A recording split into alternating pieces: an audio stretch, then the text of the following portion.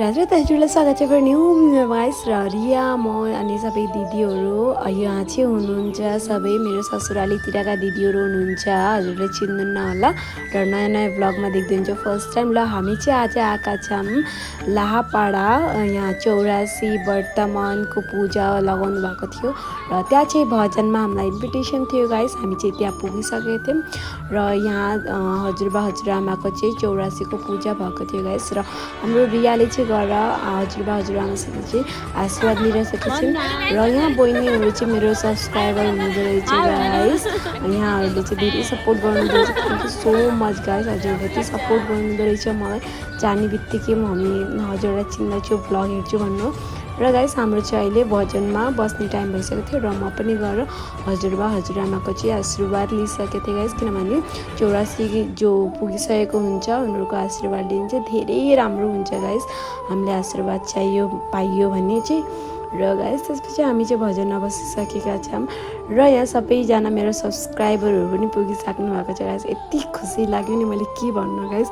मलाई यति टाढाबाट पनि हेर्नुहुँदो रहेछ भने जस्तो लाग्यो कि यति खुसी लाग्यो मलाई आएर भन्नुभयो कतिले हजुरको भिडियो खुसी लाग्यो र त्यसपछि हामीले भजनमा स्टार्ट गर्यौँ धेरै दिनपछि म त्यो भजन एटिङ गरेँ यहाँ धेरै नै खुसी लाग्यो त्यसपछि मैले भजनमा डान्स गरेँ गाइस भजनमा नाचेको धेरै नै राम्रो आफ्नो जति पनि पापहरू हुन्छ सबै मेटेर जान्छ भन्छन् भनेर गाइस र हजुरहरूले पनि भजनमा धेरै नै रमाइलो गर्नु मन खोलेर नाच्नु होला गाउनु होला भजनमा त्योभन्दा राम्रो भाग्य मान्नु केही पनि होइन गाइस र हामी चाहिँ यहाँ बहिनी पनि मसित नाच्नु होला गाइस हामीले सँगै डान्स गऱ्यौँ त्यसपछि गाइस मलाई पनि भजन गाउन भन्नुभयो त्यसपछि मैले पनि एउटा भजन गाएँ